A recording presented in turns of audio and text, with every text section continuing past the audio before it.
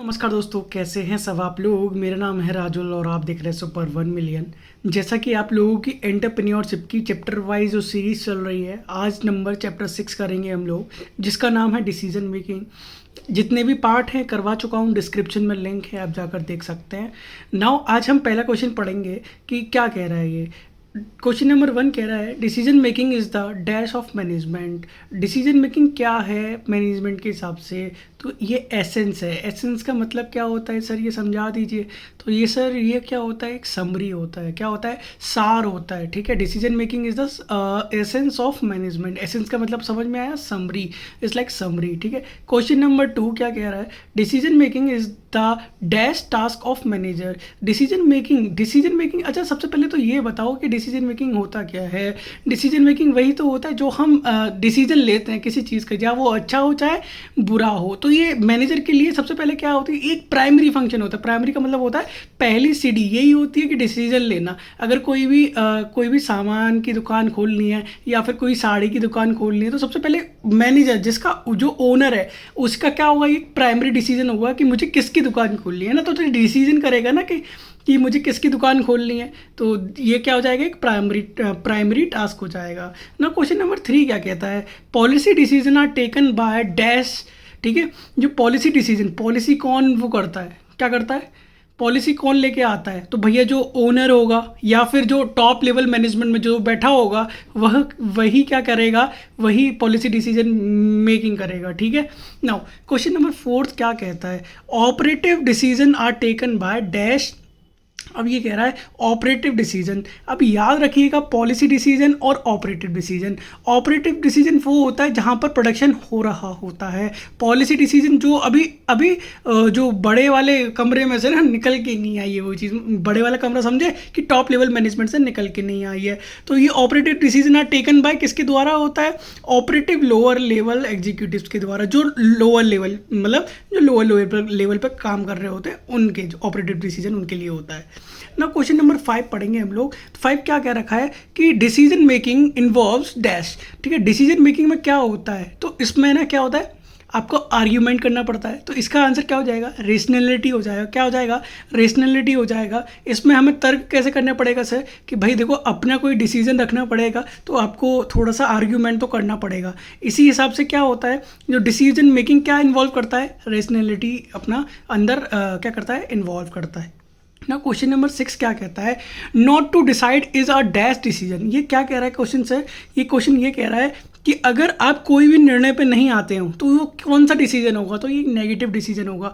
अगर आपने कोई भी अब देखा ना कि कोई चुप हो जाता है, आपने देखा होगा पर्सनल लाइफ में भी आप ये इमेजिन कर सकते हो कि कोई भी बंदा अगर उससे क्वेश्चन पूछो तो क्या नहीं बता, अगर चुप हो जाए तो समझ जाते हो कि इसको नहीं आता। तो ये इधर यही वाला सीन यहीं पे है। क्वेश्चन नंबर 6 क्या कहता है, not to decide is a dash decision. तो इसका मतलब क्या हो गया कि अगर हम कोई भी निर्णय पर नहीं पहुंचे तो ये एक नेगेटिव डिसीजन होगा ना। क्वेश्चन नंबर 7 देखेंगे हम लोग। क्वेश्चन नंबर 7 क्या कहता है, decision making is the process of selecting dash action. तो एक हम जब डिसीजन कर ही रहे हैं तो एक बढ़िया सा क्या करेंगे, हम लोग डिसीजन करेंगे जिससे हमें प्रॉफिट अर्न हो ज़्यादा से ज़्यादा और हमारी कंपनी को फ़ायदा हो ना। क्वेश्चन नंबर 8 क्या कहता है, decision making is a dash mental dash. ठीक है, तो एक डिसीजन मेकिंग क्या है, एक मेंटल प्रोसेस है। इसमें दिमाग बहुत खर्च होता है। ठीक है, कि हमें अगर ऐसा नहीं तो ऐसा होगा, ऐसा नहीं तो ऐसा होगा ना। क्वेश्चन नंबर 9 क्या कहता है, decision making requires intellectual ability. ठीक है, डिसीजन मेकिंग रिक्वायर्स क्या चाहिए, उसको लिए अंदर की क्षमता चाहिए, क्या, इंटेलेक्चुअल एबिलिटी चाहिए भैया, क्योंकि कैपिटल आपका खर्च होगा, आपकी हर एक चीज़ खर्च होगी जब आप डिसीजन करते हो। तो उस चीज़ का बजट बना के और इंटेलेक्चुअल एक्टिव एबिलिटी को चेक करते हुए आपको अपना काम आगे बढ़ाना है ना। क्वेश्चन नंबर 10 क्या कहता है, decision making is always related to dash. देखो डिसीजन मेकिंग किस पर डिपेंड होती है, पूरी किस पर डिपेंड होती है, सिचुएशन पर डिपेंड होती है कि भाई हमारी सिचुएशन कैसी है, हमारे पास पैसा है कि नहीं, हमारे पास कुछ चीज़ अवेलेबल है कि नहीं। ठीक है, तो सिचुएशन पे क्या करेगी, पूरा डिपेंड होगा कौन, डिसीजन मेकिंग ना। क्वेश्चन नंबर 11 क्या कह रहा है, decision making is a secondary task least important task, primary task या नन ऑफ दीज। तो क्वेश्चन नंबर 11 हमने मैं भी बताया कि डिसीजन मेकिंग क्या है, एक प्राइमरी टास्क है। क्या है? एक प्राइमरी टास्क है ना। क्वेश्चन नंबर 12 क्या कहता है? Policy decision are taken by, देखो अभी बताया मैंने, पॉलिसी डिसीजन कौन बनाता है? टॉप लेवल मैनेजमेंट बनाता है। ऑपरेटिव वाला कौन बनाता है? लोअर एंड मिडिल लेवल वाला बनाता है ना। डिसीजन मेकिंग इज अभी बताया मैंने, फंक्शन है, सिस्टम है, प्रोसेस है, नन ऑफ दीज अभी बताया मैंने। अभी क्या होता है? एक प्रोसेस है ना, मेंटल प्रोसेस अभी बताया मैंने आपको।